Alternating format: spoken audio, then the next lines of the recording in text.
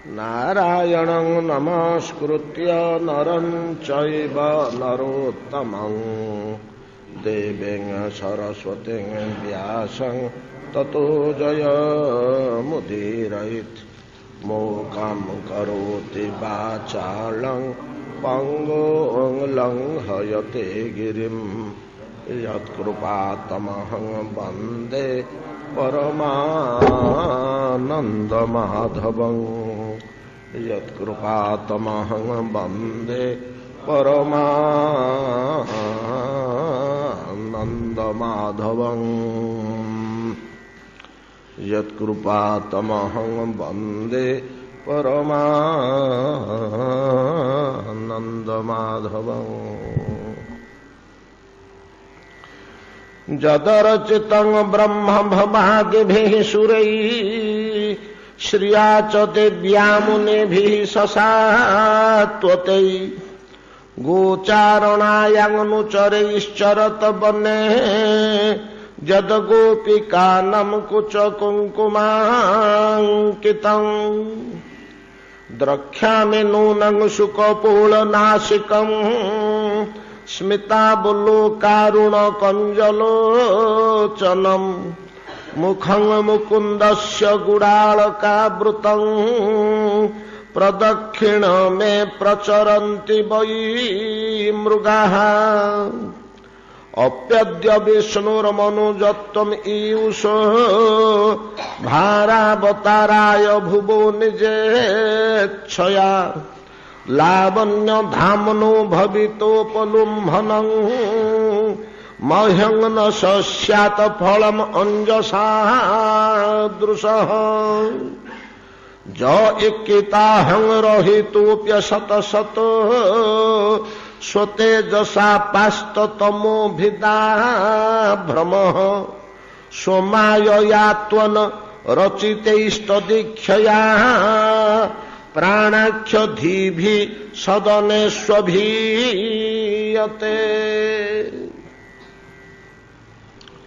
श्रील शुकदेव गोस्वामी पाद कहते महाराज परीक्षित सावधानता सहकारे श्रवण करंतु। अक्रूरंकर गभीर चिंतन भक्ति मिश्रित दिव्य ज्ञान किपरि उद्गारित होउछि अक्रूरंकर चिंतन रे भगवान भक्तिर समय एवं ज्ञान स्वरूप भक्तिर समय आनंद स्वरूप ज्ञानर समय चित स्वरूप भगवान को आम चिन्मय आनंदमय बोली कहू। से चिन्मयता और आनंदमयता को आधार करी अक्रूरंक मनरे जो भाव तरंग उद्वेलित होउछि चित्रु ज्ञान आनंदर भक्ति आम जानू ता सहित लुचिकी ता भितर अच्छी सतर प्रभाव सृष्टि प्रक्रियार निगूढ़ रहस्य सतचित आनंदमय सतचित आनंद स्वरूप भगवत सत्तार ब्रह्म सत्तार सच्चिदानंद सत्तार भाव तरंग भक्ति ज्ञान एवं निगूढ़ रहस्य सृष्टि रहस्य मिलित भाव किपरि अक्रूरंक मानस पटरे उछुली उठुची तार एक सुंदर वैभव प्रकाश करुछन्ति इठी सुखदेव गोस्वामी अक्रूर प्रसंग क्रमे कहले अधुना ब्रह्मा शंकर लक्ष्मी ओ वर्तमान ब्रजांगना ओ ब्रजबालक मानक द्वारा अर्चित पाद पद्म ये दुईटी मिसेवा भितर सी ये एक पदार्थ बोली प्रमाणित कले अधुना ब्रजबालक और ब्रजांगना माने जो चरण को अर्चना करुछंती ସେହି ଚରଣକୁ ହିଁ ବ୍ରହ୍ମା ଶଙ୍କର ମୁନିଗଣ ସସାତ୍ୱତୀ ମୁନିଗଣ ବୈକୁଣ୍ଠେଶ୍ୱରୀ ଲକ୍ଷ୍ମୀ ଅର୍ଚ୍ଚନା କରିଥାନ୍ତି। ଏ ସେଇ ପାଦପଦ୍ମ କିଛି ଭିନ୍ନ ନାହିଁ। ସେ ଅଧୁନା ମର୍ତ୍ତରେ ମନୁଷ୍ୟ ରୂପରେ ପ୍ରକାଶ ପାଇଛନ୍ତି। ତାହାଙ୍କ ଦର୍ଶନ ଲାଭ ମୋର ହବ। କଂସ କୃପାରୁ ମୋର ଦର୍ଶନ ଲାଭ ହବ। ଆଉ ବଡ଼ ଖୁସି ହେଇଯାଉଛନ୍ତି ଅକ୍ରୁର ଦର୍ଶନ ମାତ୍ରେ ମୋର ଭାଗବତ ସ୍ୱରୂପର ଉପଲମ୍ବନ ହେଇଯିବ। ଏଇଟା ମୋ ଚକ୍ଷୁ ପାଇଁ ଅଶେଷ ବିଶେଷ ଫଳ ନାହିଁ କି? ଚକ୍ଷୁ ଧାରଣ କରି ଆଉ ବଡ଼ ସଫଳତାଟେ କଣ ମିଳନ୍ତା? ଯେଉଁମାନେ ଚକ୍ଷୁଷ୍ମାନ, ଯେମିତି ରୁକ୍ମିଣୀ କହିଲେ रूप दृशांग दृश्यमताम अखिलार्थ लाभो त्वज्यच्युत विशति चित्त अपत्रपमे लज्जादि सकल धर्म को बाहर कर दे हृदय जागतिक धर्म लज्जादि सकल जागतिक धर्म को हृदय भितर ठेली बाहर कर दौची किए से न तुम्ह रूप एवं ए तुम्हर रूपर दर्शन रूप दृशांग दृश्यमतांग दृश्यमतांग चक्षुधारी मानकर जार आखि अच्छी जो माने दृश्यमान दृश्यमतांग बहुवचन जे दृश्यमान चक्षुष्मान आखि थिबा लोकर याठु बड़ फल कौन अच्छी? अखिलार्थ लाभ। अखिल माने जेते फल पाइबा कथा बिंदु पर्यंत समस्त फल मिलगला आपण दर्शन रे। से कथाटे ये अक्रूर कहते जे नंद मंदिर रे श्री गोविंदकर मधुर मनोहर मुख नासिका कपोल शोभित तनु लावण्यर धाम सौंदर्यर खणी दर्शन कर पकईदे तत्क्षणात् मोर भागवत स्वरूपर उपलम्भन हो। उपलम्भन कौन हो अक्रूर ना जोटा चतुसन भृगु अंगिरा नारद प्रभृति शांत भक्त माने पाती सर्वसाधारण पाती नहीं। जमी माँ यशोदा देवकी कौशल्या प्रभृति भगवान को कोल धरी स्तन्यपान कर गाली दे बांधी बाड़े बात्सल्य भोग करती। भगवान निरीह शिशुटी ही माँ पाखे अली करुता मत देलो देलो माँ गाली दौरान ते देवीनि आज जो बात्सल्य रस भोग कर अनंत कोटि ब्रह्मांडनाथ बात्सल्य रस भोग करुता ब्रजांगनागण जार पादार बिंद को हृदय सरोजरे धारण पूर्वक परम प्रीतिरस भोग करुता सखा माने सांग होई खेली मौज मजलिस करी सख्यरस लक्षण अनुमत प्रभृति दासगण पाद सेवा करी प्रभुंगर दासत्व स्वाभिमान रे जो दासरस अनुभव करुता धरणर से श्रेणी पंचरस भितर पंच प्रेम भितर प्रथम प्रेमटी शांत रसर प्रेमिक गण जहा भगवान को अनुभव करती से उपलम्भन कहा जाए।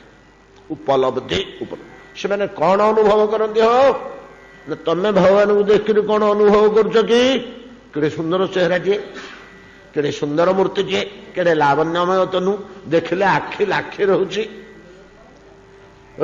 आखि बंद करने को इच्छा होनी मन हूँ विधाता मत कोटि कोटि चक्षु दे था कि कोटि कोटि चक्षुरे मुझे देखी था जोड़ी आखिरी केते देखी ए लावण्यमय मूर्ति की भाया हाँ ए अलौकिक सौंदर्य टी पार्थिव सौंदर्य भंगी आपण मैंने अनुभव कर भगवत सत्ता यहीटा अनुभव होनी से श्रीमूर्ति भितर थिबा रामकृष्ण आदि ମାନୁଷ୍ୟାକୃତି ବିଗ୍ରହ ଭିତରେ ଥିବା ଭଗବତ ସତ୍ତାଟାକୁ ଅନୁଭବ କରିବାକୁ ଉପଲମ୍ବନ କୁହାଯାଏ। ଏଟା କେମିତି ହବ ନା ତମେ ଅଣୁ ଚୈତନ୍ୟଟାକୁ ପ୍ରଥମେ ଲକ୍ଷ୍ୟ କର, ସେଠୁ ବିଭୁ ଚୈତନ୍ୟ ଉପରେ ସେଟାକୁ ଆରୋପ କରିବ। ଆଉ କଣ, ଆମେ ସାମ୍ପୁଲ ଦେଖିକିରି ମାଲ ଆଣୁଛେ। ଏ ମୁଠେ ଧାନ ଚାଉଳ ଆଣିଲୁ, ମୁଠେ ଚାଉଳ ସେ ଆଣିଲେ, ତାକୁ ଆମେ ଦେଖିଲେ, ଆଚ୍ଛା ଏ 10 ବସ୍ତା ଦେଇଦିଅ, ଏଇ ଚାଉଳଟା 10 ବସ୍ତା ଦେଇଦିଅ। ସେମିତି ଅଣୁ ଚୈତନ୍ୟକୁ ଲକ୍ଷ୍ୟ କରି ବିଭୁ ଚୈତନ୍ୟକୁ ଲକ୍ଷ୍ୟ କରିବା ନିମନ୍ତେ ଆମର ଦର୍ଶନ ଶାସ୍ତ୍ର ମାନଙ୍କରେ ଅନୁମାପକ ଅନୁପ୍ରପତ୍ତି ବୋଲି ଯୋଡ଼ିଏ ଶବ୍ଦ ଅଛି। ଗୋଟିଏ ହେଉଛି ଅନୁମାପକ, ଯିଏ ଅନୁମାନ କରେ, ଏଇଟା ଅନୁମାନ ଦ୍ୱାରା କରାଯାଏ, ପ୍ରତ୍ୟକ୍ଷ ଦର୍ଶନ ହବନି। ପ୍ରତ୍ୟକ୍ଷ ଦର୍ଶନ ହବନି, ଅନୁମାନ ଦ୍ୱାରା ଏକୁ ବୁଝିବାକୁ ହବ। ଯେମିତି ଅନୁମାନ କରାଯାଉଛି, ପର୍ବତ ଉପରେ ଧୂମ ଦେଖାଗଲା, ଆରେ ସେଠି ଧୂଆଁ ଉଠୁଥିଲେ, ଚାଲ ଚାଲ ଚାଲ, ନିଆଁ ଦରକାର ଆମକୁ ଚୁଲି ଲଗେଇବାକୁ। ବଣ ଭିତରେ ଆମେ ଡିଆସିଲି ଭୁଲିକିରି ପଳେଇଛୁ ପିକନିକ କରିବାକୁ। ଡିଆସିଲି ନେଇଲୁ, କଣ କରିବା ଦେଖ ତ କୋଉଠି ନିଆଁ ଫିଆଁ ଜଳୁଥିବ। ପର୍ବତରେ ଗୋଟେ ଧୂଆଁ ଦୋଷିଲା, ସେ ଧୂଆଁକୁ ଦେଖିକିରି ଆମେ ଦୌଡ଼ିରେ, ନିଆଁ ଅଛି ଚାଲ ଯିବା, ଆଣ ସେଠୁ ନିଆଁ ଆଣ, ମିଳିଗଲା। ହେଲେ ଆମେ ନିଆଁ ଦେଖିନୁ, ଧୂମକୁ ଦେଖି ଅଗ୍ନିର ଅସ୍ତିତ୍ୱ ଅନୁମାନ କଲା ଭଳିଆ ଏଠି ଜୀବ ଗୋସ୍ୱାମୀପାଦ ପରମ ଦାର୍ଶନିକ କହୁଛନ୍ତି, ଏଠି ଟିକେ ହୁସିଆର ହେଇକିରି ଦେଖିବ କହୁ ଧୂଆଁକୁ। ଅନେକ ସମୟରେ ଗିରିଗହ୍ୱରରୁ କୁବ୍ଝଟିକା କୁହୁଡ଼ି ମଧ୍ୟ ସକାଳ ସମୟରେ ଉଠେ, ଯୋଉଟା ଧୂଆଁ ଭଳିଆ ଦେଖାଯାଏ, ଏମିତି ଭ୍ରମ ମଧ୍ୟ ହେଇଯାଏ। ତେଣୁ ହୁସିଆର ଦୃଷ୍ଟିପାତ କଲାବେଳେ ଅନୁମାପକ ଯିଏ ଦେଖୁଛନ୍ତି, ଅନୁପ୍ରପତ୍ତି କଲାବେଳେ, ଅନୁମାନ କଲାବେଳେ ଜୀବ ଦେହରେ ଭାଗବତ ସତ୍ତାକୁ ଅନୁମାନ କଲାବେଳେ ଯେମିତି ଭ୍ରମରେ ନ ପଡ଼ିଯାଆନ୍ତି। କୁହୁଡ଼ିଟାକୁ ଦେଖିକି ଦୌଡ଼ିବେ, ଧୂଆଁ ଦୁଶୁଛି ବୋଲି, ଧୂଆଁ ଭଳିଆ ଦେଖାଯିବ। ମରିଚିକାକୁ ଦେଖିକି ପାଣି ଭଳିଆ ଦୌଡ଼ି ଯାଆନ୍ତି, ଏଗୁଡ଼ାକ ହେଉଛି ଭ୍ରମ। ଏ ଭ୍ରମ ଦୂର କରି ସ୍ପଷ୍ଟ ଅନୁମାନ କରିବାକୁ ହେବ। ଏକ ଅନୁମାପକଙ୍କ ଦ୍ୱାରା ଅନୁପ୍ରପତ୍ତି ହୁଏ ବୋଲି ଦର୍ଶନ ଶାସ୍ତ୍ର ମାନଙ୍କରେ ନିର୍ଣ୍ଣୟ କରାହେଇଛି। ଭାଗବତ ସାକ୍ଷାତକାରର କୌଶଳ ସେଇଟାକୁ ଆଣି ଏଠି ଥୋଇ ଦେଇଛନ୍ତି ସୁଖଦେବ ଗୋସ୍ୱାମୀ। ଦର୍ଶନର ସେ ନିଗୂଢ଼ ରହସ୍ୟଟିକି ଏଠି ଆଣିକି ତାଙ୍କ ନିଜ ଭାଷାରେ ଥୋଇ ଦେଇଛନ୍ତି। ପ୍ରସଙ୍ଗ କ୍ରମେ କଣ କହୁଛନ୍ତି? ମାନବ ଶରୀର,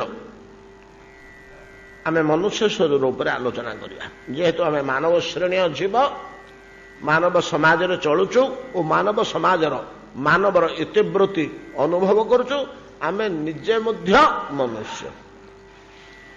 ମନୁଷ୍ୟ ଦେହର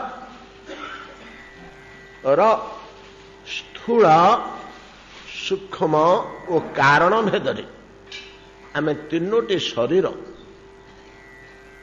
ରହିଛି ବୋଲି ଶାସ୍ତ୍ରରେ ଶୁଣୁଛୁ। ସେଥିରୁ ସ୍ଥୂଳ ଶରୀରଟିକି ଦେଖୁଛୁ, ସୂକ୍ଷ୍ମ ଶରୀରଟିକି ଅନୁଭବ କରୁଛୁ, କାରଣ ଶରୀର କୌଣସି ଗନ୍ଧ ସତ୍ତା ପାଉନି। ସୂକ୍ଷ୍ମ ଶରୀର ଆମକୁ ଦୁଶୁନି, ସ୍ଥୂଳ ଶରୀରଟା ଦୁଶୁଛି। ଏ 60-70 କିଲୋ ଓଜନର 5.5 ଫୁଟ 6 ଫୁଟର ଉଚ୍ଚା ଶରୀରଟିକି ଆମେ ଦେଖୁଛୁ। 206 ଖଣ୍ଡି ଅସ୍ଥିରେ ଯିଏ ନିର୍ମିତ, କିଛି ମାଂସ, କିଛି ରକ୍ତ, କିଛି ସ୍ନାୟୁ, କିଛି ଚର୍ମ, ଆଉ ଅନ୍ୟାନ୍ୟ ମେଦ ପ୍ରଭୃତି କିଛି ଅଂଶ ମଧ୍ୟ ଅଛି। ଏ ଦେହଟିକି, ସ୍ଥୂଳ ଦେହଟି ଆମେ ଦେଖୁଛୁ, ସ୍ପଷ୍ଟ ଦେଖିବାକୁ ପାଉଛୁ। ଏବଂ ଏ ସ୍ଥୂଳ ଶରୀର ଭିତରେ ଗୋଟିଏ ସୂକ୍ଷ୍ମ ଦେହର ଅନୁମାନ କରୁଛୁ, ଅନୁଭବ କରୁଛୁ। ଅନୁମାନ ନେଇ ଅନୁଭବ କରୁଛୁ ପୁରା, କିନ୍ତୁ କାରଣ ଶରୀର ସମ୍ବନ୍ଧରେ ଆମର କୌଣସି ଅନୁଭୂତି ହେଉନି। ଆଉ ଶାସ୍ତ୍ର କହୁଛନ୍ତି, ପିଲେରେ କାରଣ ଶରୀର ସମ୍ବନ୍ଧରେ ତମେ କିଛି ଚିନ୍ତା କରନି, ସେଟା ଅନୁଭବ ହବନି। ଖାଲି ଅସ୍ତିତ୍ୱ ସ୍ୱୀକାର କରିବା ଛଡା ଅନୁଭବ ହବନି। ତା ନାଁ ତ କାରଣ। ସେ ଯେତେବେଳେ କାର୍ଯ୍ୟାବସ୍ଥା ପ୍ରାପ୍ତ ହେଉଛି, କାର୍ଯ୍ୟାବସ୍ଥା ପ୍ରାପ୍ତ ହଉଛି କାରଣଟା ତ କାର୍ଯ୍ୟରେ ପରିଣତ ହୁଏ ନା। କାର୍ଯ୍ୟ କାରଣ ନ୍ୟାୟ ନ୍ୟାୟ ଶାସ୍ତ୍ରରେ ରହିଛି। ମୂଳ ନ୍ୟାୟଟି ସବୁଠି ଲାଗୁ ହଉଛି କାର୍ଯ୍ୟ କାରଣ ନ୍ୟାୟଟା। କାର୍ଯ୍ୟ କାରଣ ବସ୍ତ୍ରଟି ହଉଛି କାର୍ଯ୍ୟ, ତୁଳା ହଉଛି ତାର କାରଣ। ଅଳଙ୍କାରଟି ହଉଛି କାର୍ଯ୍ୟ, ସୁନା ମୁଣ୍ଡାଟି ତାର କାରଣ ନାଇଁ କି। କୁମ୍ଭ ହଉଛି କାର୍ଯ୍ୟ, ମୃତ୍ତିକା ହଉଛି ତାର କାରଣ। ଚୌକି ଟେବୁଲ ହଉଛି କାର୍ଯ୍ୟ, କାଠ ଗଣ୍ଡିଟା ତାର କାରଣ। ଏମିତି କାର୍ଯ୍ୟ କାରଣକୁ ଧରାଯାଏ। କିନ୍ତୁ କାର୍ଯ୍ୟ କାରଣର କର୍ତ୍ତୃତ୍ୱ ଅତି ସ୍ପଷ୍ଟ ଭାବରେ ଅନୁଭବ ହୁଏ ବୀଜ ଆଉ ବୃକ୍ଷରେ। ବୀଜ ହଉଛି କାରଣ, ବୃକ୍ଷ ହଉଛି କାର୍ଯ୍ୟ। ବୃକ୍ଷଟି କାହାର କାର୍ଯ୍ୟ ନା ବୀଜର କାର୍ଯ୍ୟ। ବୀଜ ରୂପୀ କାରଣର କାର୍ଯ୍ୟ ହଉଛି ବୃକ୍ଷ। ବୀଜଟି କଣ ନା ଯୋଉ ବୃକ୍ଷ ଛିଡା ହେଇଛି ବୃକ୍ଷ ରୂପକ କାର୍ଯ୍ୟର କାରଣ ହଉଛି ବୀଜ। ବୀଜଟି କାରଣ, ଏଇ କାରଣରୁ କାର୍ଯ୍ୟଟି ଠିଆ ହେଇଛି, ବୃକ୍ଷଟି ଛିଡା ହେଇଛି। କାରଣରେ ଯାହା ଥାଏ କାର୍ଯ୍ୟରେ ସେଇତକ ହିଁ ଫୁଟେ, ପ୍ରକାଶିତ ହୁଏ ବା ବିକଶିତ ହୁଏ। କାରଣରେ ନଥିଲେ କାର୍ଯ୍ୟରେ ବିକଶିତ ହେବନି। ଅତଏବ ବିଶାଳ ବୃକ୍ଷର ଯେତେ ପତ୍ର, ଫୁଲ, ଫଳ, ଡାଳ, ଶାଖା, ପ୍ରଶାଖା, ଉପଶାଖା, ଡାଳିକା, କ୍ଷୁଦ୍ର ଡାଳିକା, ବାଳକଳ, କାଷ୍ଠ, ଗଣ୍ଡି, ମୂଳ ଯାହା ଆମେ ପାଉଛୁ ପ୍ରତ୍ୟେକଟି ଅଂଶ ବୀଜ ଭିତରେ ଥିଲା। କିଛି ବିକଶିତ ହେଇଛି, ଆହୁରି କିଛି ବୀଜ ଭିତରୁ ବିକଶିତ ହେଇନି, ହବ। ବୃକ୍ଷଟି ମଲା ପର୍ଯ୍ୟନ୍ତ ଯାହା ଯାହା ବିକଶିତ ହଉଛି ସବୁଗୁଡାକ ବୀଜ ଭିତରେ ଥିଲା, ଅଛି। ହେଲେ ଏଡେ ବଡ ବିଶାଳ ବୃକ୍ଷ କାରଣାବସ୍ଥାରେ ସୁପ୍ତାବସ୍ଥାରେ ଏଇ ଯୋଉ ବୀଜ ଭିତରେ ଥିଲା, ଯୋଉ ବୀଜ ଭିତରେ ଥିଲା ସେଠି ତ ଏଗୁଡାକ ଆମର କିଛି ଅନୁଭବ ନହଉଥିଲା। ବୀଜଟାକୁ ଧରିଲେ ହାତରେ, ୟା ଭିତରେ ଭେଣ୍ଡି ମଞ୍ଜିଟି, ୟା ଭିତରେ କେତୁଟା ଭେଣ୍ଡି, କେତୁଟା ଫୁଲ, କେତୁଟା ଅଛି, ଦୁଶୁଛି, କିଛି ଅନୁଭବ ହଉଛି। କାରଣକୁ ଧରି କାର୍ଯ୍ୟକୁ ଅନୁଭବ କରି ହୁଏ ନା, ଦିବ୍ୟ ଜ୍ଞାନ ବଳରେ ମଧ୍ୟ ହୁଏ ନା। ତେଣୁ ଶରୀର ଭିତରେ ଆମର ଯୋଉ କାରଣ ଶରୀର ଅଛି ତାକୁ ଜାଣିବାକୁ ଚେଷ୍ଟା କରିବା ଅନାବଶ୍ୟକ। ଖାଲି ତାକୁ ଗୋଟେ ସ୍ୱୀକୃତି ମାତ୍ର ଦେବାକୁ ହବ। ଶାସ୍ତ୍ର କହୁଛନ୍ତି ସ୍ୱୀକୃତି ଅଛି, ଗୋଟେ କାରଣ ଶରୀର ଅଛି, ସେଟା ଥାଉ। କିନ୍ତୁ ସୂକ୍ଷ୍ମ ଆଉ ସ୍ଥୂଳ ଭେଦରେ ଯୋଉ ଯୋଡ଼ିଏ ଶରୀର ଆମେ ପାଉଛୁ ଦେହ ଭିତରେ, ସ୍ଥୂଳ ଶରୀରଟାକୁ ତ ଦେଖୁଛୁ ନାଇଁ କି, ୟା ଭିତରେ ଗୋଟେ ସୂକ୍ଷ୍ମ ଶରୀର ବିଦ୍ୟମାନ ଅଛି। ୟା ଭିତରେ ଗୋଟେ ସୂକ୍ଷ୍ମ ଶରୀର ବିଦ୍ୟମାନ ଅଛି। ଏ ସୂକ୍ଷ୍ମ ଶରୀରଟି 18ଟି ଜିନିଷରେ ତିଆରି। ସ୍ଥୂଳ ଶରୀରଟି ମାତ୍ର 5ଟି ଜିନିଷରେ ତିଆରି। କ୍ଷିତି ଜଳ ପାବକ ଗଗନ ସମୀରା ପଞ୍ଚରଚିତ ଅଧମ ଶରୀରା। ଅଧମ ଶରୀର ଜଡ଼ ଶରୀର, ଜଡ଼ ଶରୀରଟା ହେଲା ଅଧମ ଶରୀର। ପଞ୍ଚରଚିତ ଅଧମ ଶରୀରା, ଇଏ 5ଟାରେ ତିଆରି। କିନ୍ତୁ ଯୋଉ ସୂକ୍ଷ୍ମ ଶରୀରଟି ଭିତରେ ଅଛି ସେ 18ଟି ଜିନିଷରେ ତିଆରି।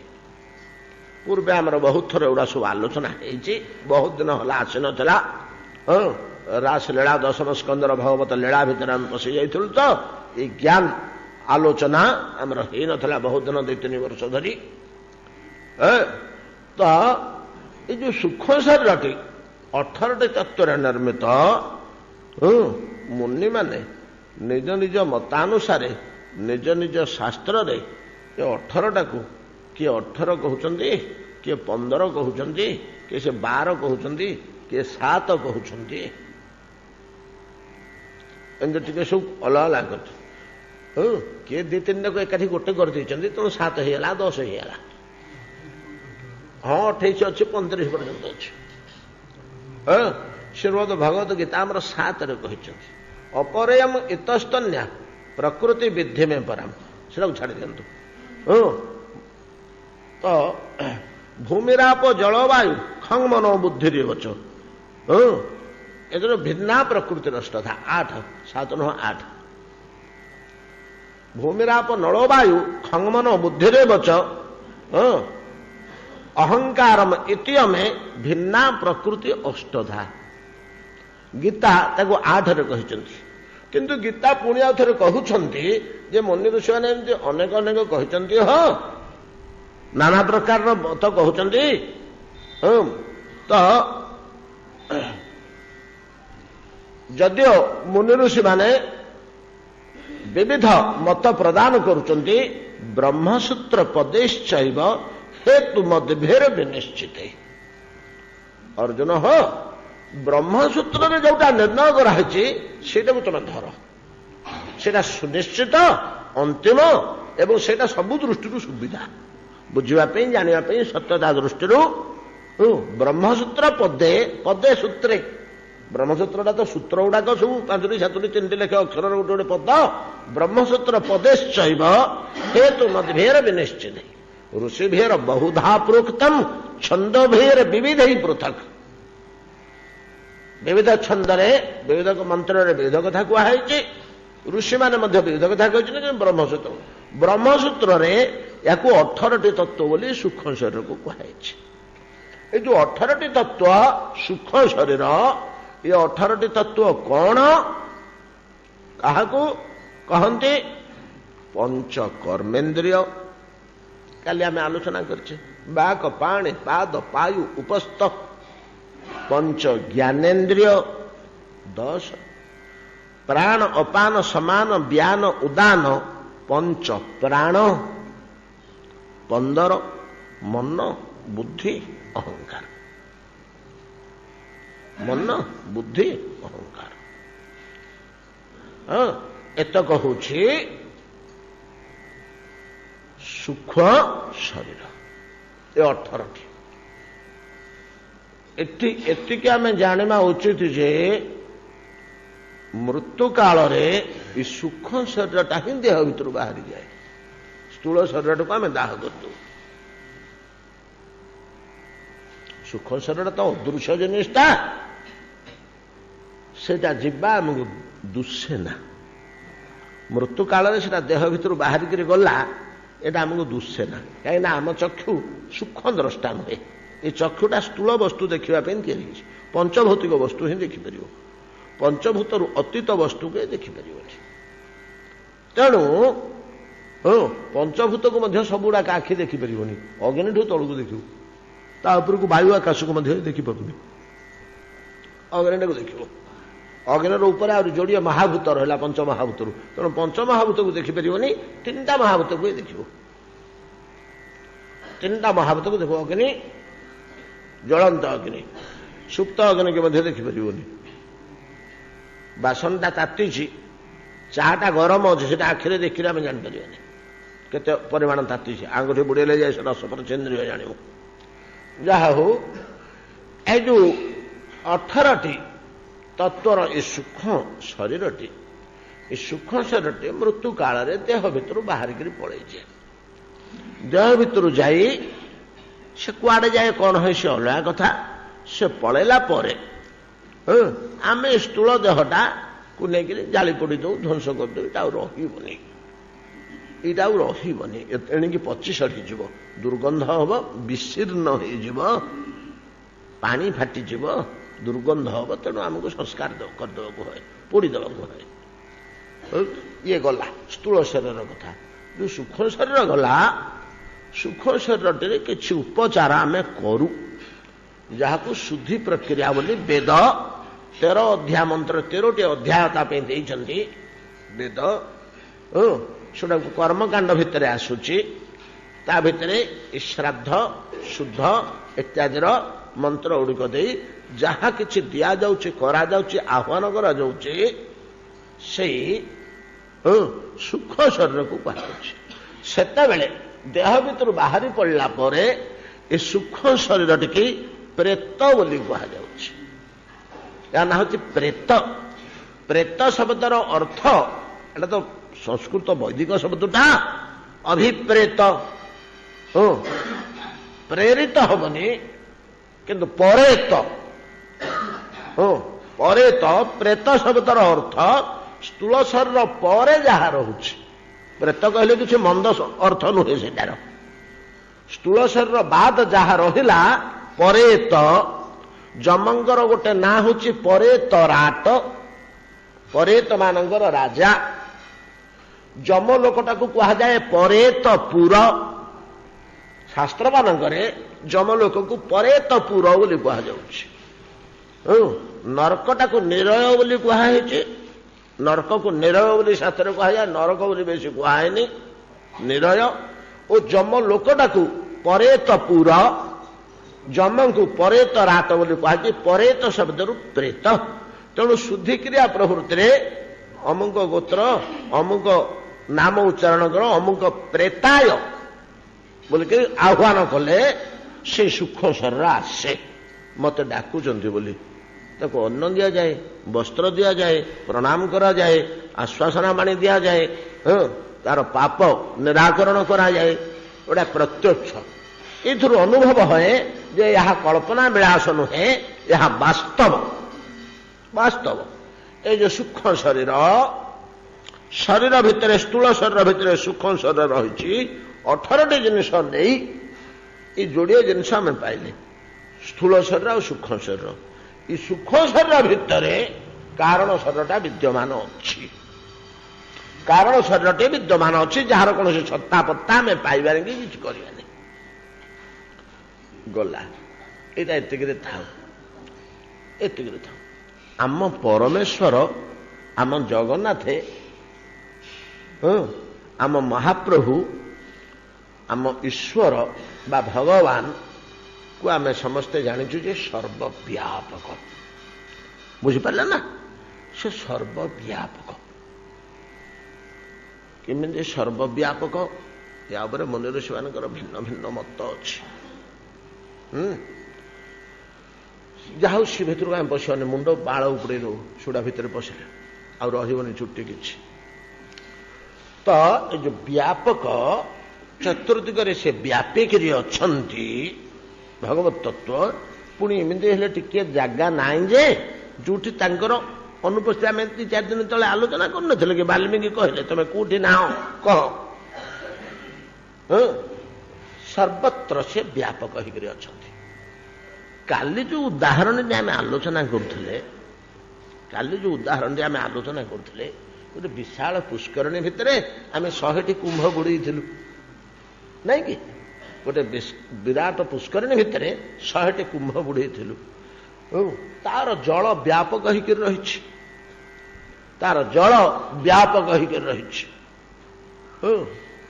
କୋଉଠି ହେଲେ ଫାଙ୍କା ଅଛି କି? ତାର ଜଳ ପରିପୂର୍ଣ୍ଣ ଅଂଶ ଭିତରେ କୋଉଠି ହେଲେ ଫାଙ୍କା ଅଛି କି? ପାଣି ଭିତରେ କୋଉଠି ଫାଙ୍କା ରହିବନି।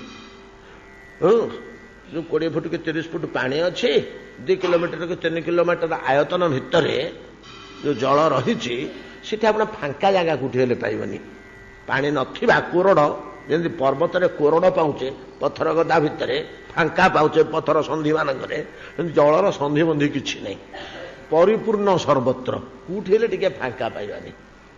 ଠିକ ସେଭଳିଆ ପରତତ୍ଵ ପରମେଶ୍ୱର ସର୍ବତ୍ର ବ୍ୟାପକ ହେଇକିରି ଅଛନ୍ତି ଯେ କୋଉଠି ହେଲେ କୋରଡ଼ ନାହିଁ କି ଫାଙ୍କା ନାହିଁ।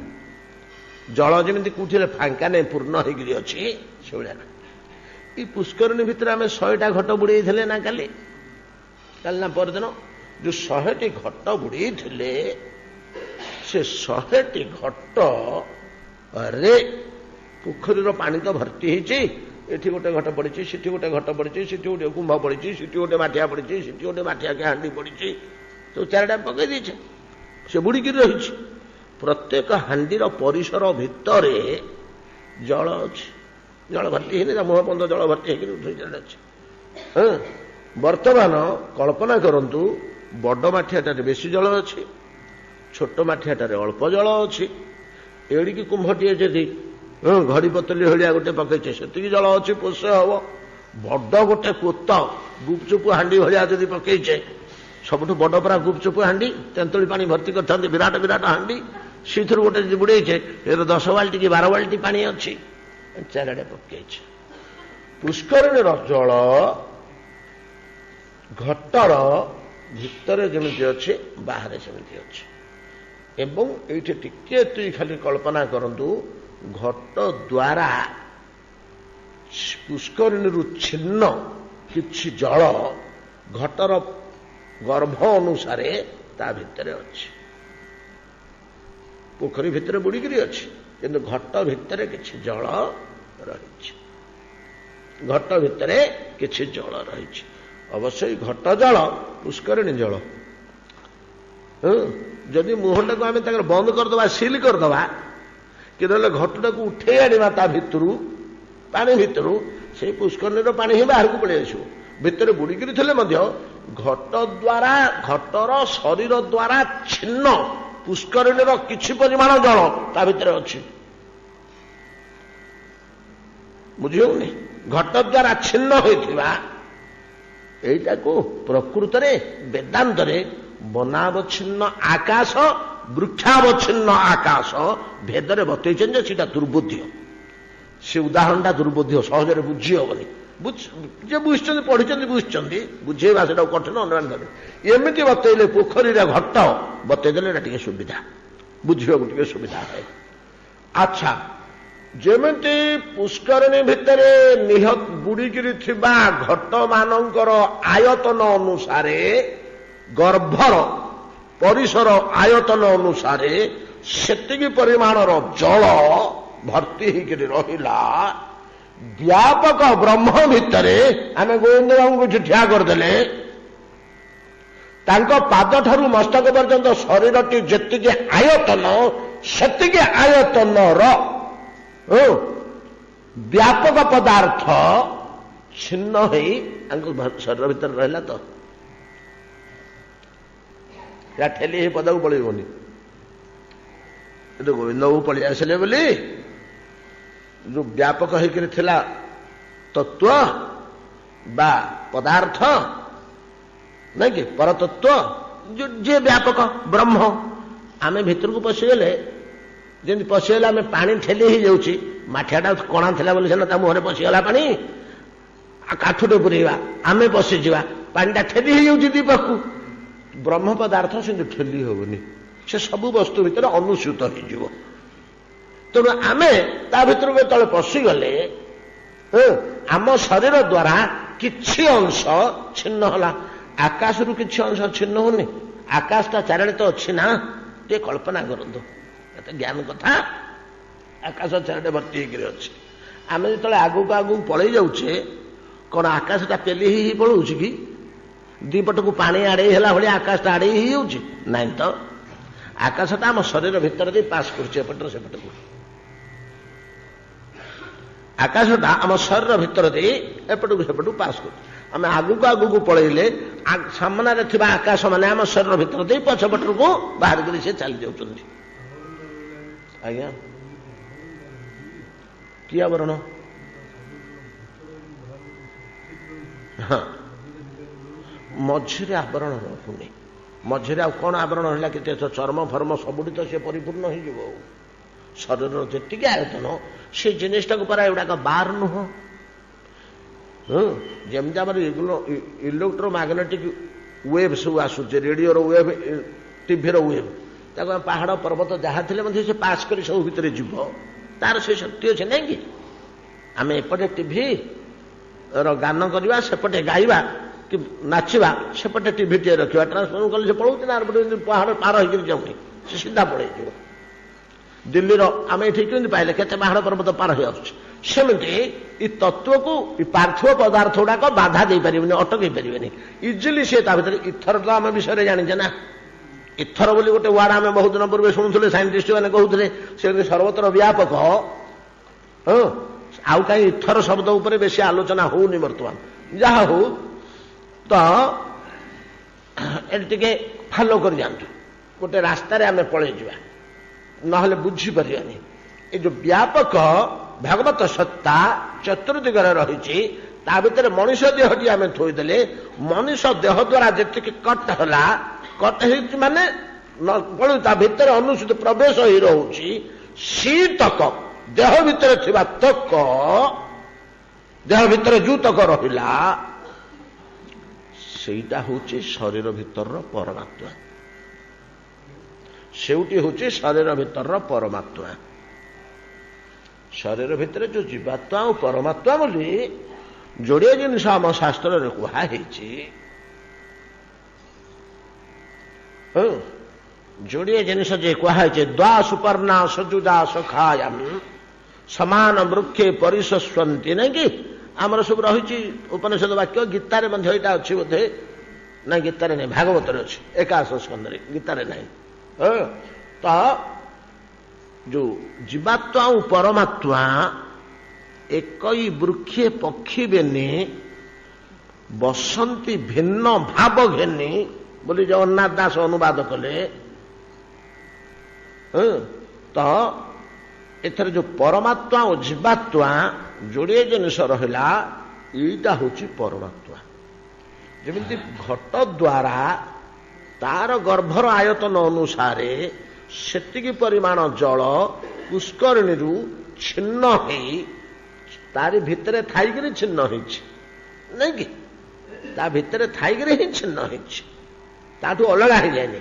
ଠିକ ସେଇଭଳିଆ ସର୍ବତ୍ର ବ୍ୟାପକ ତେଜୋମୟ ବ୍ରହ୍ମ ସତ୍ତା ଜ୍ୟୋତି ସ୍ୱରୂପ, ଅଦୃଶ୍ୟ ଜ୍ୟୋତି ସ୍ୱରୂପ। ଜ୍ୟୋତି ଭଳିଆ ଗୋଟେ ଜିନିଷ କଣ କି ଗୋଟେ ପଦାର୍ଥ ଯେ ଚତୁର୍ଦିଗରେ ବ୍ୟାପକ ହୋଇ ରହିଛି, ତା ଭିତରେ ଗୋଟିଏ ମନୁଷ୍ୟଟିଏ ଯେତେବେଳେ ରହିଲା, ଜୀବଟିଏ ରହିଲା, ସେ ଜୀବଟି ସେଇ ଆୟତନଟିକି ହିଁ ପରମାତ୍ମା ବୋଲି କୁହାଯାଉଛି।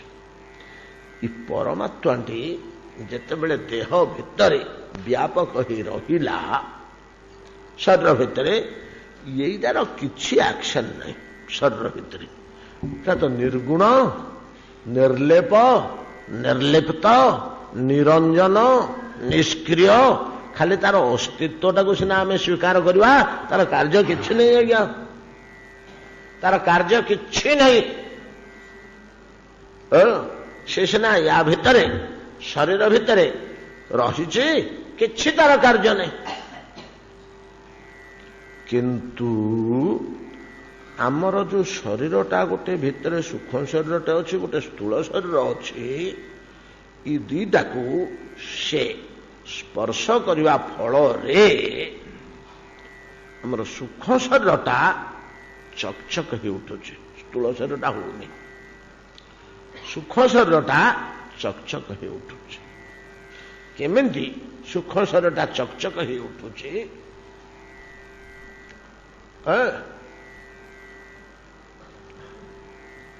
ଖରା ପଡ଼ିଛି ଅଗଣାରେ, ଆମେ ଗୋଟିଏ କଂସାଟିଏ କି ଢାଳୁଟିଏ ରଖିବା, ଆଉ ଇଟାଟେ ରଖିବା, ଢାଳୁଟା ଚକଚକ ହବ।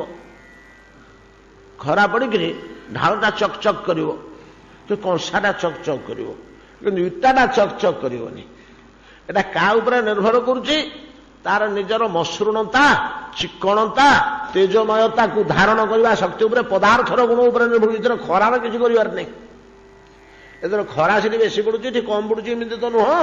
ଖରାଟା ସବୁଠି ସମାନ ପଡୁଛି, କିନ୍ତୁ ବସ୍ତୁର ଗୁଣ ଅନୁସାରେ କଂସାରେ କି ଢାଳରେ ଚକଚକ ହେଇ ଉଠିଲା ସୂର୍ଯ୍ୟ କିରଣ ପଡ଼ିବାରୁ, ଇଟାରେ ପଡ଼ିବାରୁ ଚକଚକ ହେଲାନି। ଖାଲି ଖରାଟା ପଡୁଛି ସିନା ଚକଚକ ହେଲାନି। ଠିକ ସେଇଭଳିଆ ସ୍ଥୂଳ ଶରୀରରେ ଯେଉଁ ବ୍ୟାପକ ପରମାର୍ଥ ତତ୍ତ୍ୱ ବ୍ରହ୍ମ ପଦାର୍ଥ ବା ବ୍ୟାପକ ପଦାର୍ଥ ସତ୍ତା, ଭଗବତ ସତ୍ତାଟା ଲାଗୁଛି, ସେ ଚକଚକ କରୁନି। କିନ୍ତୁ ସୂକ୍ଷ୍ମ ଶରୀରଟା ଯୋଉ 18ଟା ଜିନିଷ ଆମେ ଆଲୋଚନା କଲେ, ସେଇଟା ଭିତରେ ସେଟା ଚକଚକ କରି ଉଠୁଛି। ତା ଦେହରେ ସେ ପଦାର୍ଥଗତ ସତ୍ତା ଅଛି, ସେଟା ଉଜ୍ଜ୍ୱଳିତ ହେଉଛି। ସୂକ୍ଷ୍ମ ଶରୀରଟା ଉଜ୍ଜ୍ୱଳ ହେଉଛି, ସ୍ଥୂଳ ଶରୀରଟା ଉଜ୍ଜ୍ୱଳ ହଉନି। ଆଉ କଣ ହଉଛି ନା, ସେ ଢାଳ କି କଂସାକୁ ଆମେ ଯଦି ଚାହିଁବା ନିରୀକ୍ଷିକିରି, ତା ଭିତରେ ଗୋଟେ ଜାଗାରେ ସୂର୍ଯ୍ୟର ଗୋଟେ ପ୍ରତିବିମ୍ବ ଦିଶିବ। ଢାଳଟା ଯଦି ଭଲକରି ମଜା ହେଇଯାଇଛି, ଉଜ୍ଜ୍ୱଳ ହେଇ ଉଠିଲା, ତାକୁ ଯଦି ନିରୀକ୍ଷିକିରି ଚାହିଁବା, ଭଲ ରୂପେ ଲକ୍ଷ୍ୟ କରିବା, କୌଣିକ ବିନ୍ଦୁ ଅନୁସାରେ ସୂର୍ଯ୍ୟ କେତେ ଡିଗ୍ରୀରେ ଅଛନ୍ତି, ସେଠୁ ସେଇଠି ଗୋଟେ ଜାଗାରେ, ଗୋଟେ ସ୍ପଟରେ ସୂର୍ଯ୍ୟଙ୍କ ପ୍ରତିବିମ୍ବ ଦିଶିବ। ଏଟା ଦର୍ପଣ ହେଲେ ସ୍ପଷ୍ଟ ଦିଶିବ। ଥାଳିଏ ପାଣି ଯଦି ରଖିବା, ପାଣି ତ ଉଜ୍ଜ୍ୱଳ ହବ, ତା ଭିତରେ ପ୍ରତିବିମ୍ବଟା ମଧ୍ୟ ଦିଶିବ। ଠିକ ତଦ୍ରୂପ ସୂକ୍ଷ୍ମ ଶରୀରଟା ଉଜ୍ଜ୍ୱଳିତ ହବା ସଙ୍ଗେ ସଙ୍ଗେ ତା କେନ୍ଦ୍ରରେ କୋଉଠି ଗୋଟେ ତାର ପରତତ୍ୱର ବ୍ୟାପକ ପଦାର୍ଥର ଗୋଟେ ପ୍ରତିବିମ୍ବନ ମଧ୍ୟ ହଉଛି। ସେ ପ୍ରତିବିମ୍ବନଟା ହଉଛି କାରଣ ଶରୀର। ବୁଝିପାରିଲେ ନା? ସେ ପ୍ରତିବିମ୍ବନଟା ଯେଉଁ ଏରିଆ ଭିତରେ ହଉଛି, ଯେଉଁ ପୋର୍ସନ ଭିତରେ ସୁଖ ଶରୀର, ସେ ପୋର୍ସନଟା କାରଣ ଶରୀର ବୋଲି କୁହାଯାଉଛି। ପ୍ରତିବିମ୍ବଟା ମଧ୍ୟ ନୁହଁ, ପ୍ରତିବିମ୍ବଟା ହେଲା ଜୀବାତ୍ମା। ଧରିଲେ ଏଥର ବୁଝାଉଛି ତ? ସେଟା ହଉଛି ଜୀବାତ୍ମା। ଦିଟା ଆତ୍ମା, ପରମାତ୍ମା ପାଦଠାରୁ ମସ୍ତକ ପର୍ଯ୍ୟନ୍ତ ସର୍ବତ୍ର ଅଛି, ବାହାରେ ଅଛି, ଭିତରେ ଅଛି, ସବୁଠି ତ ଅଛି। ଶରୀର ଭିତରେ ଯୋଉ ପୋର୍ସନଟା ତାର ରହିଲା, ସୁଖ ଶରୀରକୁ ଉଜ୍ଜ୍ୱଳିତ କରି ଉଜ୍ଜ୍ୱଳ କଲା, ଉଜ୍ଜ୍ୱଳ କରି ଗୋଟେ ଜାଗାରେ ତାର ଗୋଟେ ପ୍ରତିବିମ୍ବ ସୃଷ୍ଟି ହେଲା, ଯେମିତି ପଦାର୍ଥର ସୃଷ୍ଟି ହଉଛି, ସେ ପ୍ରତିବିମ୍ବନଟା ଜୀବାତ୍ମା। ଏଟା କିନ୍ତୁ ମନେ ରଖନ୍ତୁ, ପ୍ରତିବିମ୍ବ ଯେ ଏଟା ପ୍ରକୃତରେ ପଦାର୍ଥ ନୁହେଁ, ପଦାର୍ଥର ପ୍ରତିବିମ୍ବ। ଦର୍ପଣରେ ସୂର୍ଯ୍ୟର ପ୍ରତିବିମ୍ବଟା ପଡୁଛି, ବୁଝିପାରିଲେ ନା? ଆଚ୍ଛା, ପ୍ରତିବିମ୍ବଟା ଯେତେବେଳେ ସୃଷ୍ଟି ହେଲା, ପ୍ରତିବିମ୍ବ ଚିନ୍ତା କରେ ତ ଚେତନ ପଦାର୍ଥ, ଏଟା ତ ଚେତନ ପଦାର୍ଥ। ପ୍ରତିବିମ୍ବ କହିଲା ମୁଁ ତ ଉଜ୍ଜ୍ୱଳ କରୁଛି ଏଗୁଡାକ ସବୁ। ଆଉ ସୂର୍ଯ୍ୟ ଆକାଶରେ ରହିଲେ, ଢାଳରେ ଯୋଉ ଦର୍ପଣରେ ଯୋଉ ପ୍ରତିବିମ୍ବଟା ପଡିଲା, ସେ ପ୍ରତିବିମ୍ବ ଭାବୁଛି ଯେ ଦର୍ପଣଟାକୁ ମୁଁ ଉଜ୍ଜ୍ୱଳ କରୁଛି। ପ୍ରତିବିମ୍ବଟା ତ ଏଇଟା ନା ହଉଛି ଅହଙ୍କାର ବା ସ୍ୱାଭିମାନ ବା ଅହଙ୍କାର। ଏଇ ଯୋଉ ଭାବନା ପ୍ରତିବିମ୍ବନର ମୁଁ ଉଜ୍ଜ୍ୱଳ କରୁଛି ଦର୍ପଣଟାକୁ, ଆଉ ପ୍ରକୃତରେ ସିଏ ଉଜ୍ଜ୍ୱଳ କଲା ଭଳିଆ ଆମକୁ ଦୁଶୁଛି, ତାର ଅନୁଭବ ସେଟା ହଉଛି ତ। ଆଉ କଣ ପ୍ରତିବିମ୍ବ କହୁଛି, ଭାବୁଛି ମନରେ, ତାର ଏଟା ଉପଲବ୍ଧି, ତାର ଅନୁଭବ ଯେ ଚେତନ ପଦାର୍ଥଟା, ଚେତନ ପଦାର୍ଥ ତାର ଉପଲବ୍ଧି ଅଛି, ଏଟା ଜଡ଼ ପଦାର୍ଥ ନୁହଁ। ପରମାତ୍ମା ବ୍ୟାପକ ପରମାତ୍ମା ଚେତନ ପଦାର୍ଥ, ଚିତ୍ ପଦାର୍ଥ, ଚିତ୍ ପଦାର୍ଥର ଚେତନା ଅଛି। ପ୍ରତିବିମ୍ବନଟା ପରମାତ୍ମାର ଯୋଉ କେଉଁ ପରିମାଣର ପ୍ରତିବିମ୍ବନ? ଦେହ ଦ୍ୱାରା ଯେତିକି କାଟ ହଉଛି, ଦେହର ଆୟତନ ଅନୁସାରେ ଯେତିକି କାଟ ହଉଛି, ଶିଶୁଟାର ଅଳ୍ପ ହବ, ମୋଟା ଲୋକର ବେଶୀ ଟିକେ ହବ, ପତଳା ଲୋକର ଆଉ ଟିକେ କମ ହବ। ଏଟା କମ ବେଶୀ ହେଲେ କିଛି ଯାଏ ସେ ନାହିଁ। ଏଟା ଏମିତି ଗୋଟେ ପଦାର୍ଥ ଯେ ନିଆଁ ଭଳିଆଟା, ଏଡେ ନିଆଁଟି ହେଲେ ଘର ପଡିବ, ଏଡ଼ିକି ନିଆଁଟି ହେଲେ ଘର ପଡିବନି। ତାର ଆକ୍ସନ ଏକା, ଆକ୍ସନରେ କିଛି ଯାଏ ସେ ନାହିଁ। ଛୋଟ ବଡ ହେଲେ, ବଡ ଶରୀରରେ ବେଶୀ କାଟ ହେଲା, ଛୋଟ ଶରୀରରେ ଅଳ୍ପ କାଟ ହେଲା, ଏଥିରେ କିଛି ଯାଏ ସେ ନାହିଁ। ଅଗ୍ନି ତୁଲ୍ୟ ଶକ୍ତିଶାଳୀ ଏଇଟା। ସେଇ ଯୋଉ ପ୍ରତିବିମ୍ବଟି ସୁଖ ଶରୀରରେ ସୃଷ୍ଟି ହଉଛି, ଯାହାକୁ ଆମେ ଜୀବାତ୍ମା ବୋଲି ଅନୁଭବ କଲେ, ଯାହାକୁ ଜୀବାତ୍ମା ବୋଲି ଅନୁଭବ କଲେ, ସେଇ ଜୀବାତ୍ମା ଯୋଉ ମନରେ ସେ ଅଭିମାନ ପୋଷଣ କରୁଛି ଯେ ଏ ଦର୍ପଣଟାକୁ, ଏ ଶରୀରଟାକୁ ମୁଁ ଆଲୋକିତ କରୁଛି, ଏ ଶରୀରଟାକୁ ମୁଁ ଆଲୋକିତ କରୁଛି, ୟାକୁ ମୁଁ ଚଲଉଛି, ତାରି ନାମ ହଉଛି ଅହଙ୍କାର। ତାରି ନାମ ହଉଛି ଅହଙ୍କାର। ଏ ଅହଙ୍କାରରୁ ମନର ସୃଷ୍ଟି, ମନରୁ ତାର ବିଭିନ୍ନ ପଦ୍ଧତି ଅଛି। ଆମେ ପୂର୍ବରୁ ବହୁତ ଥର ଆଲୋଚନା କରିଛେ। ଇନ୍ଦ୍ରିୟ ମାନଙ୍କର ସୃଷ୍ଟି, ଇନ୍ଦ୍ରିୟ ମାନଙ୍କର ସୃଷ୍ଟି ହେଇଗଲା ପରେ ଇନ୍ଦ୍ରିୟ ମାନେ ଫଙ୍କସନ କଲେ ଚେତନ ହେଇଯାଇଛନ୍ତି, ଜୀବନ୍ତ ହେଇଯାଇଛନ୍ତି, ଏ ଜୀବନ ପ୍ରାପ୍ତ ହେଇଯାଇଛି। ହେଲେ ଏପର୍ଯ୍ୟନ୍ତ ଆମେ ପରମାତ୍ମା ଆଉ ଜୀବାତ୍ମା ଦୁଇଟିର ଭେଦ ପାଇଲେ, ଏବଂ ଜୀବାତ୍ମାର ସ୍ୱାଭିମାନ ଏ କ୍ଷେତ୍ରଟାକୁ ମୁଁ ଉଜ୍ଜ୍ୱଳ କରୁଛି। ସେଇଥିପାଇଁ ତା ନାଁ ହଉଛି କ୍ଷେତ୍ରଜ୍ଞ। ସିଏ ଶୀତକ ହିଁ ଜାଣିବ, ଆଉ କିଛି ଜାଣିବନି। ଗୀତାରେ ଜୀବାତ୍ମାକୁ କ୍ଷେତ୍ରଜ୍ଞ ବୋଲି କୁହାଯାଇଛି। କ୍ଷେତ୍ରଜ୍ଞ ବିଭାଗ ଯୋଗ, ଏଇଟା ହେଲା କ୍ଷେତ୍ର। ଇତକର ଯିଏ ମାଲିକ ସେ କ୍ଷେତ୍ରଜ୍ଞ। ଆଉ କଣ, ଇତକୁ ଯିଏ ଜାଣୁଛି ଆଉ ସେ ଜାଣିବନି ଯେ। ସେ ଲୋକଟିର ପେଟରେ ଯନ୍ତ୍ରଣା ହେଲେ ମୁଁ ଜାଣିପାରିବିନି, ଏ କ୍ଷେତ୍ରଜ୍ଞ ଜାଣିବନି। ସେ ଲୋକଟିକି ଭୋକ ହେଲେ ଇଏ ଜାଣିପାରିବନି। ସେ ଲୋକଟିର ମନ ପୀଡା ହେଲେ ଇଏ ଜାଣିପାରିବନି। ସେ ଲୋକଟିକି ବାଧା ହେଲେ ଇଏ ଜାଣିପାରିବନି। ଇ କ୍ଷେତ୍ର ଭିତରେ ଯାହା ହବ ସେ ଶୀତକ ଜାଣିବ। ଏଇଠି ମଶା ଟେକା ମିଳିଲେ ଜାଣିବ ନାଇଁ କି? କ୍ଷେତ୍ରଜ୍ଞ ପରା। ଇଡେ ବସାଟେ କାମୁଡ଼ିଲେ ସେ ଜାଣିବ। ସେ ତ ଏତିକି ଭିତରେ ସୀମାବଦ୍ଧ ହେଇଗଲା, ଏଉଠି ମୋର ଆଉ ୟାର ମାଲିକ ମୁଁ ଆଉ। ଏଇ ଯୋଉ ଅହଙ୍କାରଟା, ମୁଁ ଭାବଟା ଜୀବାତ୍ମାର, ସେ କଣ କରୁଛି ନା ସିଏ ଇ ପରମାତ୍ମାର ଉପସ୍ଥିତି ଯୋଗୁଁ ମୁଁ ସୃଷ୍ଟି, ଏଇଟା ଆଉ ଜାଣିପାରୁନି ଅହଙ୍କାରର ପ୍ରଭାବରେ, ଯାହାଫଳରେ ପରମାତ୍ମାକୁ ଭୁଲିଗଲା। ପରମାତ୍ମାକୁ ଭୁଲିଗଲେ ଜୀବ ବଦ୍ଧ ହେଇଗଲା, ବନ୍ଧା ହେଇଗଲା। ଏ ହଉଛି ଶରୀର ଭିତରର, ଶରୀର ଭିତରେ କିପରି ଈଶ୍ୱରଙ୍କ ଅସ୍ତିତ୍ୱ, ଜୀବର ରକ୍ତ ମାଂସମୟ ଶରୀର ଭିତରେ ଚେତନ ତତ୍ତ୍ୱ ଆତ୍ମାର ଅବସ୍ଥିତି ଓ ଜୀବାତ୍ମାର ସୃଷ୍ଟି, ଜୀବାତ୍ମାର ସ୍ୱାଭିମାନ ଅହଙ୍କାର। ଅହଙ୍କାର ଆସିଲା ପରେ ସେ ଫଙ୍କସନ ହେଲା, ବାକି ତ ଇନ୍ଦ୍ରିୟ ଗୁଡାକ ଅଛି, ମେକାନିକାଲ ଆରେଞ୍ଜମେଣ୍ଟ ସବୁ ଅଛି ଆଉ। ଇନ୍ଦ୍ରିୟ ଗୁଡାକ ତିଆରି ହେଇଛି, କ୍ଷେତ୍ରଟା ସେଇଭଳିଆ ତିଆରି ହେଇଛି ଆଉ, ସେ ମେସିନଟା ସେଇଭଳିଆ ଫଙ୍କସନ କରିବ ଆଉ। ଚାର୍ଜ ହେଇଗଲେ ଚାର୍ଜ ହେଇଗଲା ଆଉ। ପ୍ରତିବିମ୍ବଟା ଯେତେବେଳେ ସୃଷ୍ଟି ହେଇଗଲା, ଆଉ ଗୋଟିଏ କଥା ଏଠି ମନେ ରଖନ୍ତୁ, ସେ ପ୍ରତିବିମ୍ବନଟା କେବଳ ହୃଦୟ ଗହ୍ୱରରେ ହଏ ବୋଲି ଆଉ ଗୋଟିଏ ଆଣ୍ଠୁରେ ପିଠିରେ ପେଟରେ ହବନି। ପୁଣି ହୃଦୟ ଗହ୍ୱର ଭିତରେ ସେଟା ହବ ପ୍ରତିବିମ୍ବନଟା। ସେଠି ସେମିତିକା ଅତି ସୂକ୍ଷ୍ମ ପଦାର୍ଥ କିଛି ଥିବ, ଯୋଉ ସୂକ୍ଷ୍ମ ଶରୀରର ବିଶେଷ ସୂକ୍ଷ୍ମତା, ଯୋଉଠି ଢାଲୁଟା ଭିତରେ କି ଦର୍ପଣଟା ଭିତରେ ଯୋଉଠି ତେଲ ଫେଲ କି ମଇଳା ଫେଳା ଧୂଳି ଫୁଳି ବୋଳି ହେଇଥିବ, ସେଠି କଣ ପ୍ରତିବିମ୍ବ ଆସିବ କି? ଯୋଉଠି ଚିକ୍କଣ ଏକଦମ ସଫା ଅଛି, ସେଇ ଜାଗାଟାରେ ଯଦି ପ୍ରତିବିମ୍ବଟା ପ୍ରସ୍ଫୁଟିତ ହେଇ ଅନୁଭବ ହବ, ତେଲ ଫେଲ ଭୋଳି ହେଇଯାଇଥିଲେ ସେ ଅଂଶ ଗୁଡାକରେ ହବନି। ହୃଦୟ ଗହ୍ୱର ଭିତରେ ହୁଏତ ଏଇଭଳିଆ କିଛି ସେମିତିକା ଶୁଦ୍ଧ ନିର୍ମଳ ସ୍ଥାନ ଅଛି, ଯୋଉଠି ସେଟା ପ୍ରକୃତରେ ହୃଦୟ ଗହ୍ୱରରେ ମଧ୍ୟ ହଉନି। ମ ହୃଦୟ ଗହ୍ୱରରେ ଯାଇକି ଅନୁଭୂତ ହଉଛି, ଆଉ ଭିତରକୁ ପଶିଲେ ଆମର ଅସୁବିଧା ହବ।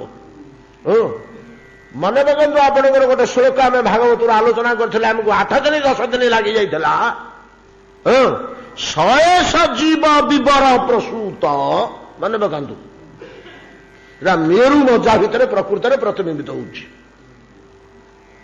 ମସ୍ତିଷ୍କଠୁ ଯୋଉ ଆସିଛି, ବିବର କୋଉଠି ଗୋଟେ ଅଛି ଶରୀର ଭିତରେ, ବିବର ମେରୁ ମଜ୍ଜା ଭିତରେ, ସେ ତାର ପ୍ରକୃତରେ ସୃଷ୍ଟି ସେଇଠୁ ସୃଷ୍ଟି। 100 ଜୀବ ବିବର ପ୍ରସୂତି, ପରମାତ୍ମାଠୁ ଜୀବାତ୍ମାଟା ଏଇଠି ସୃଷ୍ଟି ହେଲା।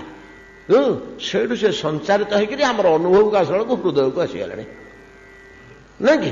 ହୃଦୟକୁ ଆସିକିରି ତାର ପ୍ରଥମ କାର୍ଯ୍ୟ କଣ ହେଲା ନା ଇନ୍ସପାଇରେସନ, ନିଶ୍ୱାସ ନବା ଆଣିବା କରିବା। ଏଇଟା ସେ ଆରମ୍ଭ କଲା ପ୍ରଥମେ। এইটা আরম্ভ কলা পরে ধীরে ধীরে ধীরে ধীরে ধীরে বাকি অন্যান্য সব কার্য হয়ে গেল শরীর ভিতর। তাপরে তাপরে তাপরে তাপরে প্রাণাক্ষ ধি বলি কହୁଛନ୍ତି ଆଉ কোন সব ফাংশন হলা ଆଉ কোন। অতএব এই জীবাত্মা ଆଉ পরমাত্মা তো এই যে কার্য হଉଛି তো এটি কোন কହୁଛନ୍ତି অক্রূর কହୁଛନ୍ତି এইটাକୁ উপলম্ভন কুହାଯାଏ। এইটাକୁ এইভଳିଆ ଉପଲବ୍ଧି କରିବାକୁ ହବ ଯେ ଜ୍ଞାନେ ମୁନି ଋଷି ମାନେ ଏଟାକୁ ଉପଲବ୍ଧି କରନ୍ତି। ଗୋଟେ ଜୀବକୁ ଦେଖିଲେ ଆମେ ମନୁଷ୍ୟ କ୍ଷେତ୍ରରେ ଏଟାକୁ ବିଚାର କଲେ ଏବେ ବି ମନୁଷ୍ୟ କ୍ଷେତ୍ରରେ ବିଚାର କରିବା ସବୁ ଜୀବ ପାଇଁ ଏଇଟା ଏଇଭଳିଆ। ଗୋଟେ ଜୀବଟାକୁ ଦେଖିଲେ ତାର ହାତ ଗୋଡ ଚଳ ପ୍ରଚଳ ହଉଛି। କାଲି ଆମେ ଗୋଟେ ଉଦାହରଣ କହିଥିଲେ ଗଛର ଡାଳ ହଲିଲେ ଆମେ ଯେମିତି ଅନୁମାନ କରୁଛୁ ଯେ ବାୟୁ ବହିଲାରେ ପବନ ଟିକେ ବହିଲାରେ ପବନ ଯଦି ଅଦୃଶ୍ୟ କିନ୍ତୁ ପତ୍ର ସଞ୍ଚାଳନରୁ ଆମେ ଯେମିତି ବାୟୁର ଉପସ୍ଥିତି ତାକୁ ବା ପ୍ରବାହକୁ ଅନୁମାନ କରୁଛୁ। ଜୋରରେ ହଲିଲେ ବାୟୁର ପ୍ରବଳ ପ୍ରବାହ ଆସ୍ତେ ଆସ୍ତେ ହେଲେ ମୃଦୁ ପବନ ଟିକେ ହଉଛି, ଅଳ୍ପ ଟିକେ ଟିକେ ପବନ ହଉଛି, ଟିକେ ନାକୁ ବାଜା ନ ବାଜେ ଏମିତି ହଉଛି ବୋଲି କହୁଛେ। ସଞ୍ଚାଳନରୁ ଅନୁଭବ କରୁଛେ। ହସ୍ତପଦାତି ସଞ୍ଚାଳନ ଦ୍ୱାରା ହସ୍ତପଦାତି ସଞ୍ଚାଳନ ଦ୍ୱାରା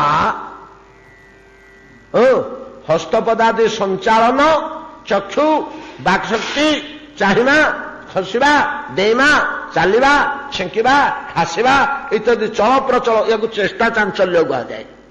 ୟା ନାଁ ହେଉଛି ଦାର୍ଶନିକ ଭାଷାରେ ଚେଷ୍ଟା ଚାଞ୍ଚଲ୍ୟ। ଜୀବର ଚେଷ୍ଟା ଚାଞ୍ଚଲ୍ୟକୁ ନେଇ ଅନୁମାନ କରିବ ଯେ ଏଟାକୁ ସୂକ୍ଷ୍ମ ଶରୀର କରଉଛି, ସ୍ଥୂଳ ଶରୀରଟା ତ ହେଇପାରିବନି। ରକ୍ତ ମାଂସ ହାଡ଼ ଗୁଡାକ ୟାକୁ ସୂକ୍ଷ୍ମ ଶରୀର ଚଞ୍ଚଳ କରଉଛି। ସୂକ୍ଷ୍ମ ଶରୀର କେମିତି ଚଞ୍ଚଳ କରେଇଲା ନା ସୂକ୍ଷ୍ମ ଶରୀର ଶକ୍ତି ପ୍ରାପ୍ତ ହେଇଛି ଜୀବାତ୍ମାଠୁ, ଉଜ୍ଜ୍ୱଳିତ ହେଇଛି। ସେ ଉଜ୍ଜ୍ୱଳିତତା ହିଁ ତାର ଜୀବନ୍ତତା। ଜୀବନ ସତ୍ତାଟାକୁ ତ ଆଉ କିଛି ଆମେ ବତେଇ ପାରିବାନି ପାର୍ଥିବରେ, ତେଣୁ ଉଜ୍ଜ୍ୱଳ ବୋଲି କହିବାକୁ ହଉଛି। ଆଲୋକରେ ଯେମିତି ଉଜ୍ଜ୍ୱଳ ହୁଏ, ଜୀବନ ସତ୍ତାରେ ଏଟା ଜୀବନ୍ତ ହେଇ ଉଠେ। ତ ସୂକ୍ଷ୍ମ ଶରୀର ଜୀବନ୍ତ ହେଇ ସ୍ଥୂଳ ଶରୀରକୁ ଜଳଉଛି।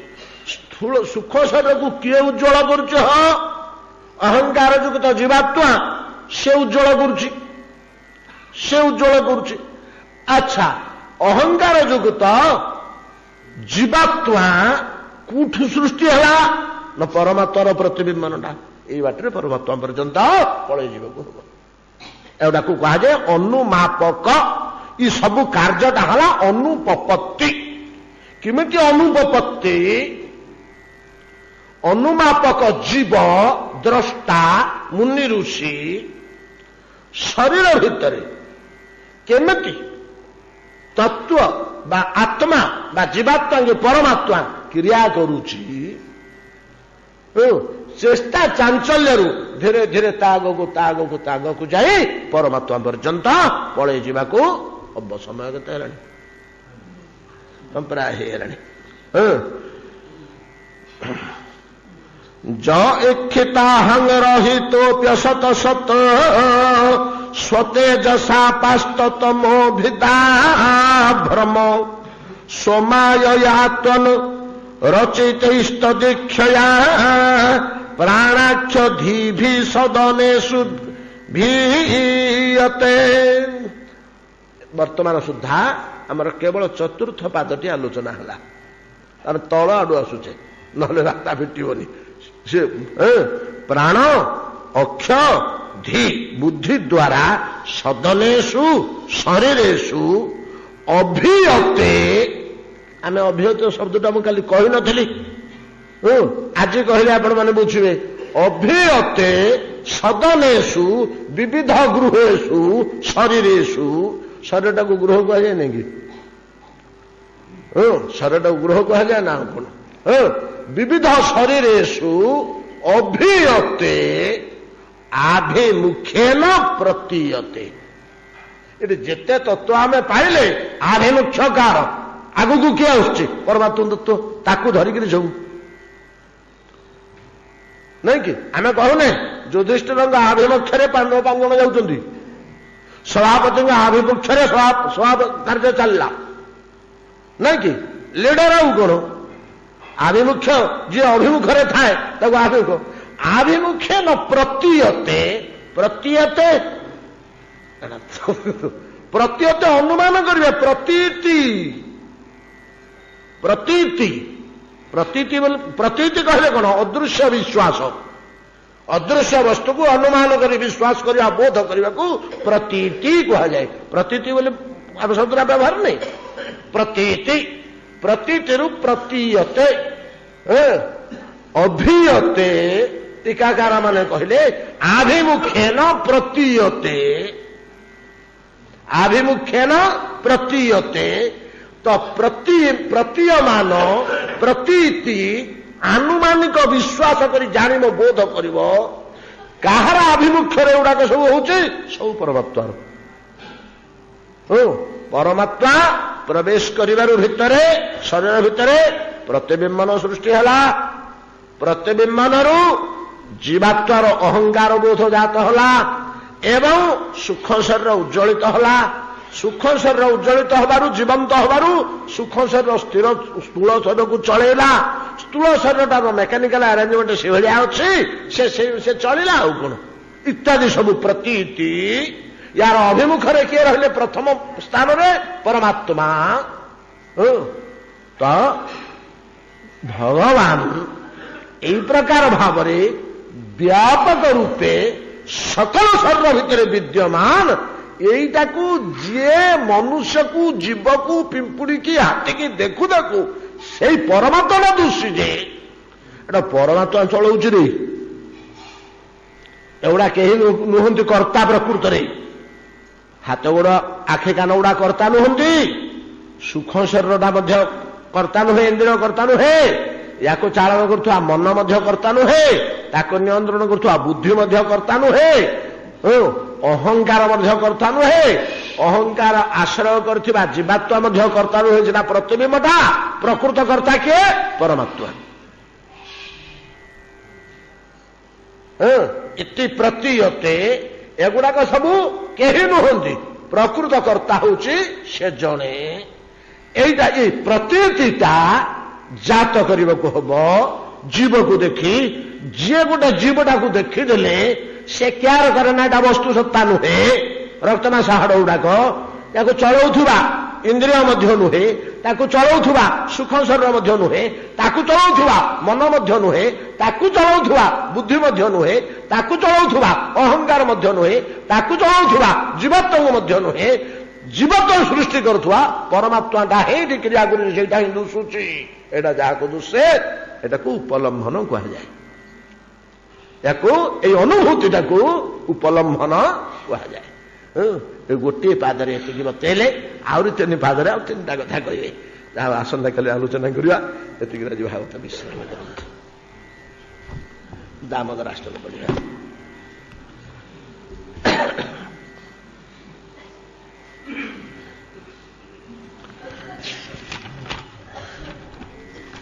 श्री श्री दामोदराष्टकम। श्री श्री दामोदर देवाय नमो नमः। नमामेश्वरं सच्चिदानन्दरूपं लसत्कुण्डलं गोकुले विराजमानं यशोदाभियोळुखळधावमानं परामृष्टमत्यन्ततो द्रुत्य गोप्या रुदन्तं मुहुर्नेत्रजुग्मं मृजन्तं कराम्भोजजुग्मेन शातङ्कनेत्रं मुहुश्वासकम्प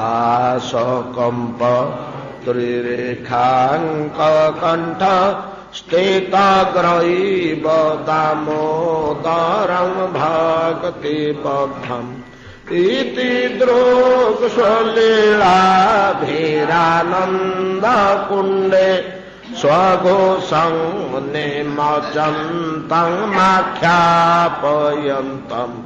तदीयेषु भक्तैर्जितत्वं पुनः प्रेमतस्तं सतावृत्तिं वन्दे वरं देवमुख्यं न मुख्यावधिं वा न चान्यं वृणेऽहं वरेशादपिह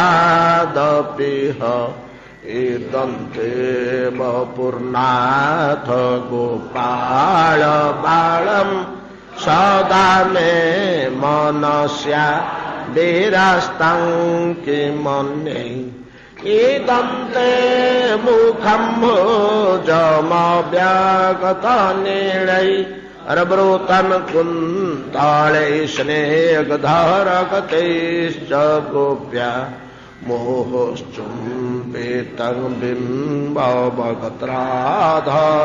मे मनस्या विरास्तामलं लक्ष्यलाभे नमो देव दामोदरानन्द विष्णु प्रसीद प्रभो दुःखज्वालाब्धिमग्नं कृपाकृष्टिवृष्ट्यातिदिनं बतानो गृहाणे समामज्ञमेध्यक्षिदृश्य कुबेरा त्वं बद्धमूर्त्यैव जतवत् त्वया मोचितौ भक्तिभाजौ कृतौ च तथा प्रेम भक्तिं स्वकामे प्रयच्छ न मोक्षे ग्रहो मेस्ति दामोदरेह नमस्ते स्तु धामने स्फुरदेवते धामने त्वदियोदरायाथ विश्वस्य धामने नमो राधिकायै त्वदीयप्रियायै नमो नन्दलीलाय देवाय तुभ्यं नमो नन्दलीलाय देवाय तुभ्यं नमो नन्दलीलाय देवाय तुभ्यं। इति श्री पद्म पुराणोक्तम श्री श्री सत्यवत मुनि प्रोक्तम श्री श्री श्री दामोदराष्टकं संपूर्णं। भजनिताय गौरुराधेश्याम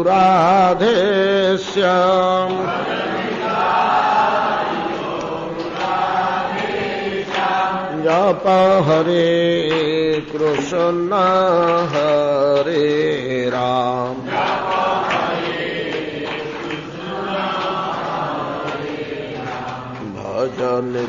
भजनिताय गौराधेश्याम निताय जप हरे कृष्ण हरे राम जप हरे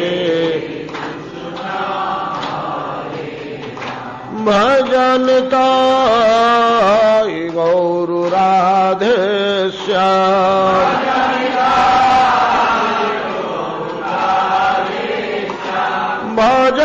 भजनिताय गौरुराधेश्याम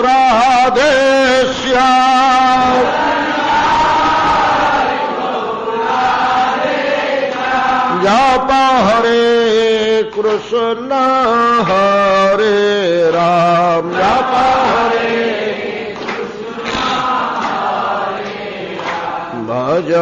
भजनिताय गौरुराधेश्याम निताय गौराधे जप हरे कृष्ण हरे राम जप हरे जप हरे कृष्ण हरे राम